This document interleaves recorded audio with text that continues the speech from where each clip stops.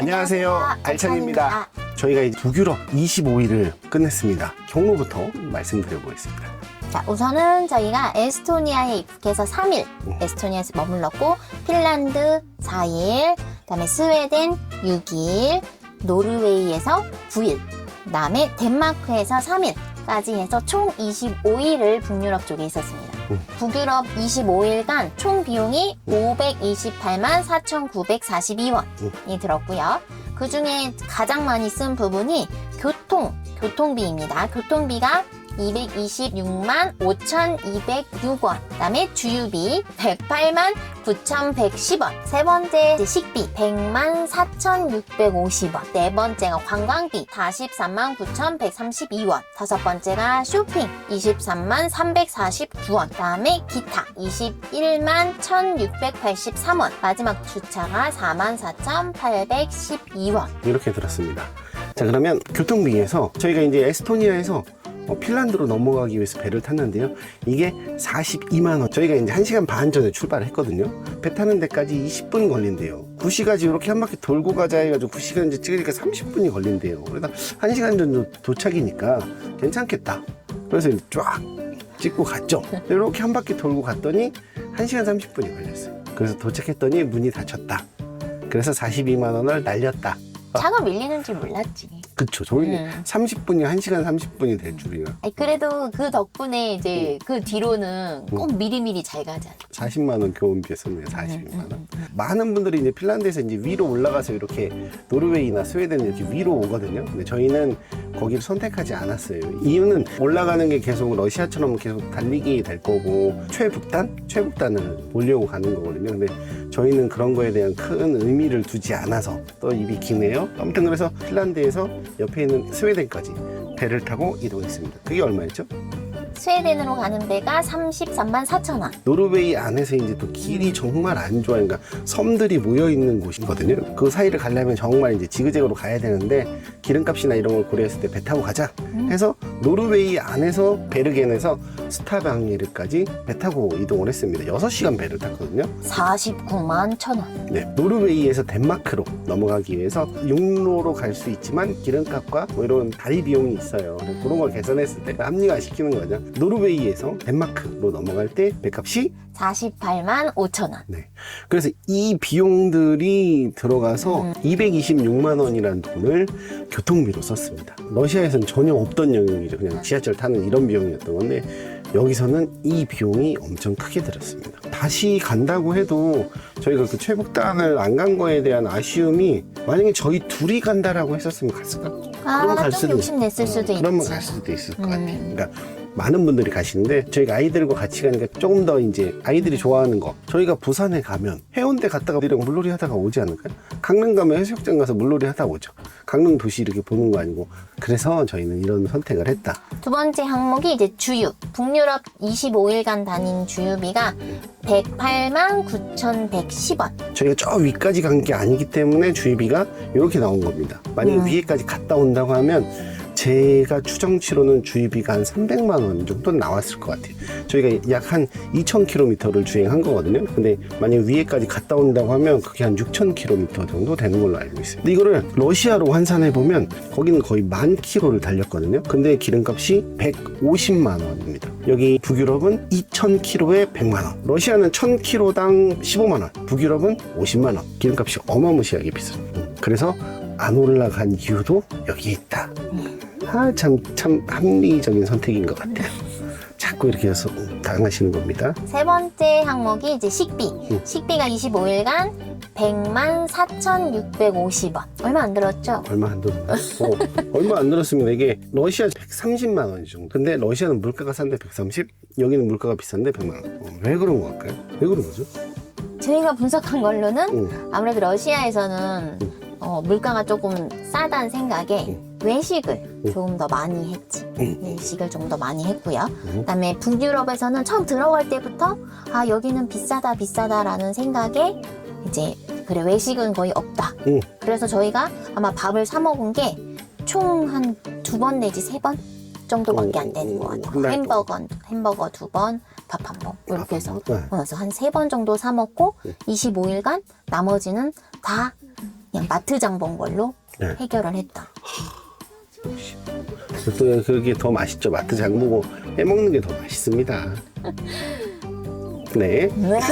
그렇게 해서 비싸다는 생각에 식비를 많이 아끼려고 했어. 사 먹지 않고 많이 해 먹어서 덕분에 이제 이렇게 저희 여신님이 고생을 많이 하셨죠.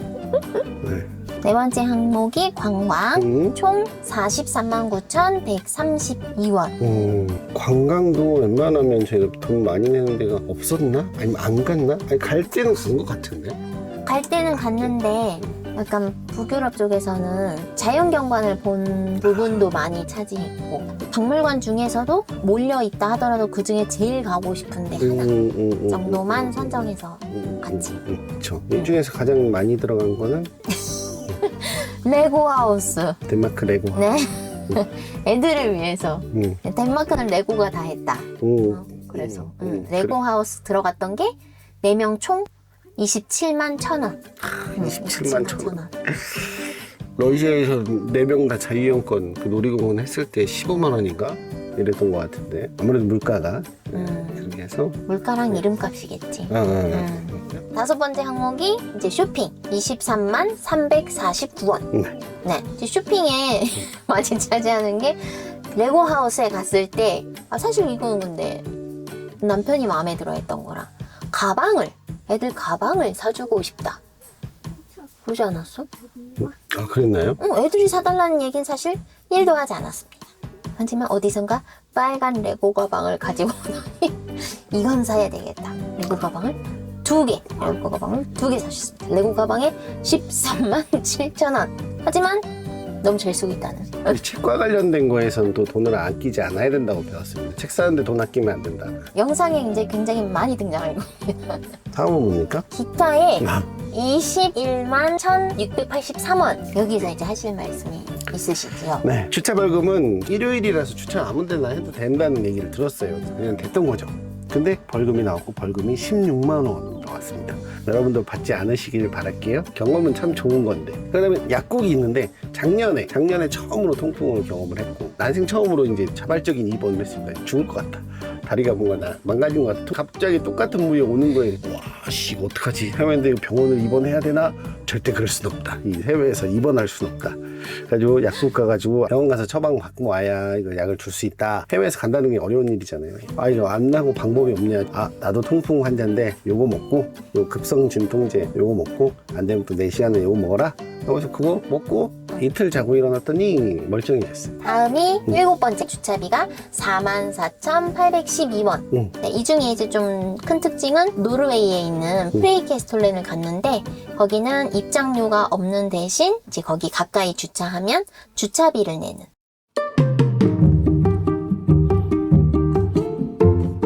북유럽에 대한 치안. 북유럽은 정말 평화로웠다? 유럽에 가면 곳곳에 이제 캠핑카들이 많이 보이더라고요. 만나서 얘기해보면 정말 친절하고 사람이 없는 그냥 한적한 자연에 주차해도 그냥 뭐 마음 편히 하룻밤 잤던 때는 문제 없었습니다. 오케이. 다음은 도로. 도로는 솔직히 고민 안 해도 되는 영역입니다. 걱정할 게 없다. 그냥 한국과 비슷하다. 근데 관광에서 좀 할 얘기가 많을 것 같은데요.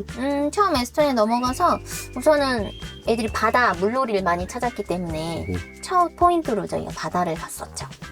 네, 그래서 바다에서 물놀이 열심히 하고 그 다음에 그 바다에 있었던 날씨가 추웠어요. 근데 추워서 일반적으로 수영하지 않을 날씨, 저희 가을 날씨 정도인데 사람들이 그냥 이렇게 수영을 하더라고요. 아주 편안하게. 아주 편안하게. 그래서 저희도 이제 추운데 들어가서 했다. 자연에서 수영을 많이 했었고 또 이제 에스토니아에 사우나가 있었어요. 저희가 뭐 의도치 않게 저희가 주차한 데 근처에 사우나를 하는 거예요. 그래서 우리나라 작은 목욕탕 바닷가 앞에 사우나하고 나와가지고 바닷물에 차갑게 하고 다시 또 사우나 들어가서 하고 전혀 생각지도 못하는데 북유럽은 이 사우나를 할 때 다 옷을 벗고 한대요. 그런 표정 지으시면 안 돼요. 네. 다 벗고 한다고 하더라고요. 그래서 저도 몰랐고 그런 의도하고 간 건 아닙니다. 몰랐어요. 다는 그렇지는 않았지만 그런 분이 나체로 하시는 분이 있었습니다. 그래서 혹시나 에스토니아 간다 그러면 제가 좌표 전에 찍어놓은 거 있을 테니까 꼭 참고하시면 되지 않을까 싶어요. 문화입니다. 꼭 기억해 두세요. 핀란드 넘어가서 저희는 헬싱키에 있는 도서관을 사실 쭉 다니다가 첫 도서관이었어. 이 한국의 도서관은 조용해야 되잖아요. 쉿. 근데 거기는 시끄럽더라고요, 도서관. 애들이 막 거기서 미끄럼틀 타고 막 이러고 있어요. 시끌벅적해요. 그걸 보면서 맞다는 생각을 했어요. 그래, 애들이 이렇게 와서 도서관이라는 곳에서 놀다 보니 옆에 책이 있어서 책을 보는 도서관이라는 곳을 익숙하게 하지 않을까. 도서관이 꼭 공부만 하는 곳인가, 그냥 여가를 즐기는 쉬러 가는 곳이 되지 않을까, 그런 생각을 하게 됐어요. 그리고 이제 스웨덴 넘어가서 네, 스톡홀름. 제일 기억에 남는 거는 노벨 박물관. 그 노벨이라는 사람이 그 유년 시절에 어떤 사람이었는지를 중요한 키포인트는 호기심이었다. 노벨 어린 시절을 보면 폭발시키고 막 이랬더라고요. 이상한 아이였던 거죠. 이상한 아이가 세상을 바꾼다. 이상해도 괜찮다. 그리고 또 이제 스웨덴의 그 도시 풍광 조금 달랐었어요. 맞아, 좀 남달랐어. 네, 그 전까지는 약간 러시아에서 본 듯한 그런 느낌이었어요. 스톡홀름은 바위 위에 건물들이 올라가 있고 성이 있고 이렇게 해서 뭔가 수상버스 타고 쭉 지나갈 때 좀 뭔가 좀 다른 세계에 있는 것 같은 그런 느낌을 받았던 것 같아요. 노르웨이로 넘어가서 지금도 생각하면 노르웨이 풍경은 막 눈앞에 약간 그려지는 느낌이 있는데 네, 그만큼 좀 색다른 자연 환경을 좀 볼 수 있는 곳이다. 이제 기억에 남는 건 피오르드. 피오르드의 절경들이 눈앞에 막 펼쳐졌을 때 우와 소리가 절로 나고 그 느낌을 받았던 것 같아요. 사람들이 왜 노르웨이 하는지 알 것 같았다. 재단바위라고 하나? 올라가긴 힘들지 않을까 했는데 편도로 한 4km. 애들한테도 뭔가 등산에 대한 재미를 주는? 그리고 하나 더 하자면 사실 애들 때문에 찾긴 했는데 빙하 박물관이 규모가 크지는 않은데 이제 좀 희소성이 있으니까 여긴 가봐야 되겠다. 규모에 비해서 안에 구성이 너무 알차게 잘 돼 있었고 애들이 직접 뭔가 만져보고 눌러보고 해서 할 수 있는 체험들이 굉장히 많았고 그다음에 제일 좋은 거는 한글 설명이 있었다. 사실 다른 박물관에서는 뭔가 오래 관찰하고 이게 좀 힘들었는데 이 빙하 박물관에서는 아이들이 넘겨보면서 직접 설명을 읽고 뭔가 만져보고. 북유럽 마지막 덴마크. 덴마크는 레고가 다 했다. 뭔가 애들이 앉아서 뭐 쪼물딱쪼물딱 하는 건데 그 주제별로 이렇게 해놓고 그 주제가 재미있게 구성을 해놨어요. 와, 이렇게 애들이 뭔가 초집중해서 할 수 있는 뭔가 있다니. 그리고 개인별로 활동한 걸 영상으로 이렇게 만들어서 막 보면서 나 이거 만들었지 하면서 기억도 하고. 네. 전 기억남는 게 바다 충돌하는 거, 발트해랑 북해가 이렇게 마주치는 거, 그 파도가 서로 이렇게 부딪히는 거 다른 데서 본 적이 없죠. 파도가 서로 역으로 와서 이렇게 파도길 빵. 관광에 대해서 참 길게 얘기했는데 그만큼 북유럽은 기억에 남는 게 많은 것 같아요. 그렇네. 러시아 편과 저희가 생각을 해보면 곳곳이 좋은 곳이었을 것 같아요. 다음은 날씨. 저희가 넘어갔을 때가 일단 6월 중순에서 7월 초. 사실 좀 썰렁한 기운이 더 많았던 것 같아요. 한국보다 북쪽에 있어서 그랬는지 덥다기보다는 좀 시원하다, 쌀쌀하다. 물놀이 하긴 춥지만 다 그때도 하신다. 굉장히 많이. 다음은 이제 음식, 외식을 많이 하지 않았고 요건 먹어보고 가자 했던 게 스웨덴 자체 브랜드 햄버거가 있습니다. 그래서 그거 한번 맛봤던 거 좀 기억에 납니다. 그 다음에 아이들의 놀이, 교육. 일반적으로 저희가 직접 경험하기 어려운 한국 안에서 할 수 없던 거를 애들이 경험하면서 좀 생각을 좀 넓게 하는 뭐 바다, 뭐 북해랑 발트해랑 만나는 거, 도서관 가서 조용하지 않은 도서관을 갔다는 거, 프레이케스톨렌 가서 그런 멋진 풍광을 보면서 이렇게 넓은 별 세계가 있을 수 있구나 그런 생각을 하지 않을까. 빙하박물관 갔던 것도 애들이 얼음 하나 만져보는 것도 굉장히 신기했던 기억이 남거든요. 다음은 언어. 러시아 때는 번역기 돌리게 되고 그래도 여기 넘어와서는 뭔가 그래도 슈퍼에서라도 좀 아는 단어 몇 개 보이고 덜 찾아보고 그랬던 차이가 있는 것 같고 나는. 유럽이란 모든 나라가 하나의 나라 같습니다. 스웨덴 말도 있고 노르웨이 말도 있는데 이것들이 서로 이제 소통이 안 되니까 그냥 공용어로 다들 영어를 쓰더라고요. 그래서 만나면 영어로 이야기를 했던 것 같아요. 그래서 5살 수준의 영어지만 배고픈 건 다 사 먹을 수 있더라. 그 다음에 이제 저희가 차박지를 찾는 북유럽 쪽에는 정말 무료로 물구하는 거, 전기 충전하는 거, 오수 버리는 거, 뭐 화장실 비우는 거 이게 다 편리하게 가까이 붙어 있어서 사실 정말 편안하게 여행하면서 돌아다녔던 거 같아요. 3달 동안 지금 세계 여행 시작하고 캠핑장을 한 번도 안 갔습니다. 북유럽에서는 무료 시설이 너무 잘 돼 있어가지고. 마지막에 추천 관광 장소 퀘스트원 프레이케스톨렌, 재단바위, 피오르드 그 광경, 노르웨이 하면 떠오르는 그 광경이 있습니다. 프레이케스톨렌 했으니까 저는 약간 초등학교 저학년의 가족 단위를 생각했을 때 덴마크밖에 없는 레고 하우스 거의 오픈 한 10시쯤 들어가서 저녁 한 7시 때까지 쭉 놀고 나왔거든. 27만 원이 아깝지는 않다라고 얘기를 해야 되는데 비싸긴 하다. 비싸긴 하다. 지금 말하면서도 비싸. 그리고 빙하박물관 추천하기 어려운데. 그래도 요 위쪽에서밖에 못 볼 것 같아서.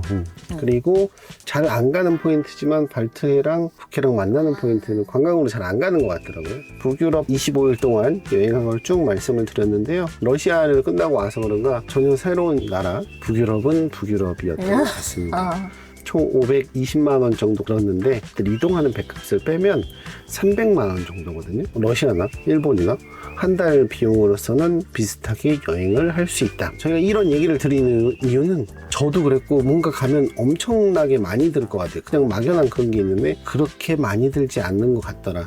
사람마다 많이 든다는 다를 수 있는데요. 그래도 한 달에 500을 가지고 북유럽에서 한 달 산다는 거는 아마 다녀오신 분들은 알겠지만 어마무시한 거라고 생각할 것 같아요. 비행기 타고 와서 일주일 돌아가는 것만 해도 하루에 숙박비 25만 원, 한 150만 원, 관광비 한 80만 원, 하면 230만 원, 하루 3식이 이렇게 하면 식비만 해도 한 130, 그러면 거의 한 400만 원 정도 들어가지 않을까 싶습니다. 시청해주셔서 감사하고요. 다음 또 영상에서 만나 뵙도록 하겠습니다. 그럼 안녕.